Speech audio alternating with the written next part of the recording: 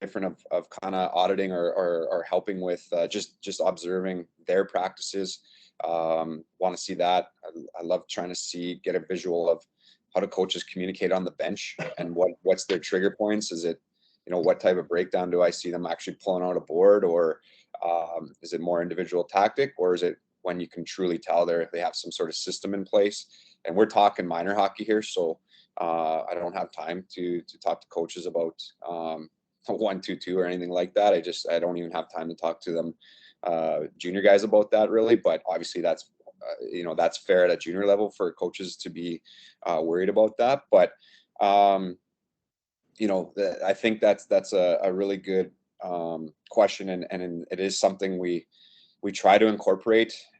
From the financial side of it, they want to maximize, someone coming out to watch, to be on ice with them as much as they can. So right now it's kind of secondary. I do push it, but it's that balance of like, look, like if you have X amount of budget for your association, I'm not gonna force you to do 15 game evaluations. I know that from video alone and just that debrief after games, I could really help a lot.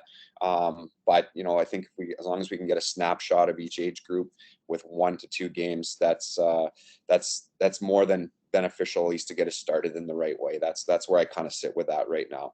And again, with all this, is everyone receives this differently. It's, to my knowledge, there's not a ton of this package out here in our area.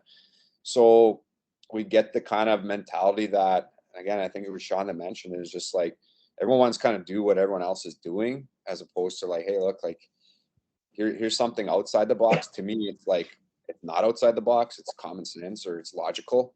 It's more of a logical approach. But when you're kind of the only one doing it, and so many other associations do something else, they all kind of want to follow that other one. But again, I'm not worried about the associations we don't have. There's 100 associations in the province. I'm happy to work with 3, and that's about all I can really manage. And if we were to take more, I would want a very credible and quality person to be able to take the lead in that area, and be their main contact point in that area. It wouldn't just be like, I think what happens too much is too much delegation, sending very inexperienced coaches to be mentors and skills guys, and they have the basics, but they don't have all the details, and then certainly very limited game experience or dealing with parents and scenarios. So I think that's an important piece for me. Yeah, that's one of the things, Kyle. I just add to it is that I've often joked that we're creating hockey players that if someone throws plastic out on the ice, they'll be able to really be effective. But until that point, when they're having to try and transfer those skills from what they're dangling around a piece of plastic to, some of them miss the mark on it. And so anytime that you can add elements where it's very similar to gameplay, and I know that Tom does an amazing job with small area games and has always done those sorts of things. The other piece with it is that you'd mentioned the systems work and that piece. I think that, and this is just my own bias, I'd fall the same way as well, Marty St. Louis had a great comment when he was in Montreal about looking at structure over systems, and providing the kids the concepts and providing them the understanding of where you'd use those things, and then expecting them then to apply those, rather than player X needs to stand on this dot or needs to be there. And because some kids are very literal, and if you draw it on the board, that's exactly where they're going to stand, whether there's a player where you've placed the other defenders. So it's that piece too. But no, I also think it's great when you're talking about the growth piece, and not looking to add a whole bunch of people just because the need is out there. And I think that's you're providing a service that sounds like is a good one, and I think that's the type of important piece there. The one last thing that I will mention, and Wally's going to be not feeling great that he asked me to actually speak, because I get a captive audience and I'm passionate about this. 15 minutes ago, I was out with grade 5 phys ed, and now I'm talking hockey. So what it is I find with some coaches that when people like yourself come in, they feel sometimes intimidated, or they feel, is this part of the evaluation process? And so some might not be as forthright with you as possible when talking about what they see as their needs or their team's needs. And I think that's a conversation for others that we need to really look at and make this way of supporting coaches be as open of a situation as possible. So, no, it was great to learn what you're doing, Kyle, and I wish you all the best this season. Thanks for that. And I should add, as maybe I was a little sharp about the cone comment.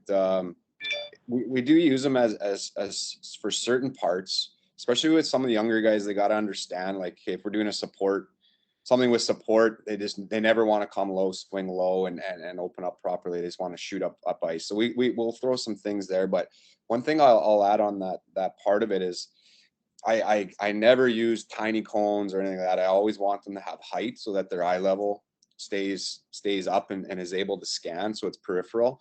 I can't stand the 3-4 inch cones or the 6-inch cones that are down at your toes, and therefore I feel it really makes kids play with their eyes down, and again, they don't need to be looking at the ceiling.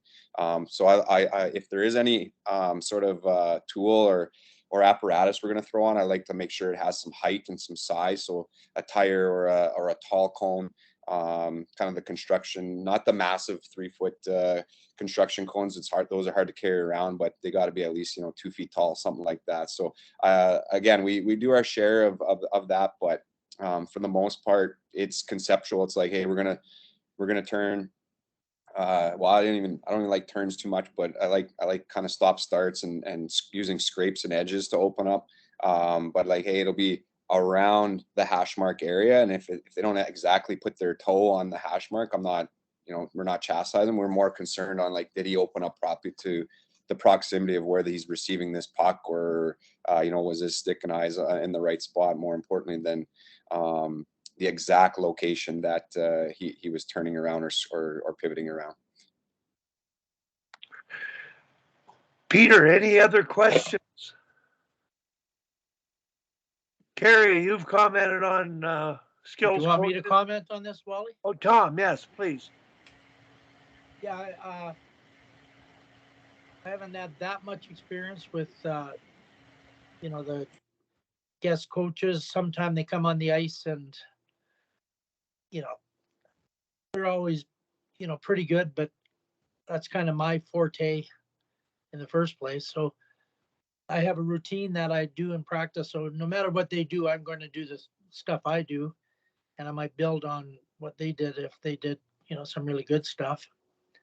I'm going to take over this under 13 girls team, and apparently they have skating once a week and skills once a week. So it'll be interesting. I've only seen them play for 30 minutes, and I was really surprised when they asked me about this. I went, Kyle Wanvik is the guy asked me. He, I thought I'd have to teach them how to hold their stick. I talked to Wally about this and all this. And, I watched for half an hour. There wasn't one player that just shot the puck down the ice. That's what I was expecting to see, right? And so I have to find out, I think we're going to start this weekend, where they are and, where we can go from there. So first you got to diagnose and then prescribe and then evaluate. So I have to diagnose first. But I'm just in the process right now of putting these little video clips from the summer camp together. And that's how I stay up to date. They bring in the best coaches in the country, and I watch what they do. And some terrific ideas, like especially with moving the puck out of your own end and this kind of stuff. That's just terrific stuff that I've never seen before. So that's how I kind of stay up to date. And as we've been doing this, I just posted the under 20, 25 of their drills on what's that called? YouTube. So, you know, I try to incorporate that into what I'm doing, you know, new things that, that I've never done before and people smarter than me do. So kind of every year it kind of builds. Wally said, he called me yesterday and he said, I just saw the book, The Old Man and the Sea. And he said, that kind of reminds me of you with that under 13 girls team. So we'll see how the sea goes, but that's my piece right there.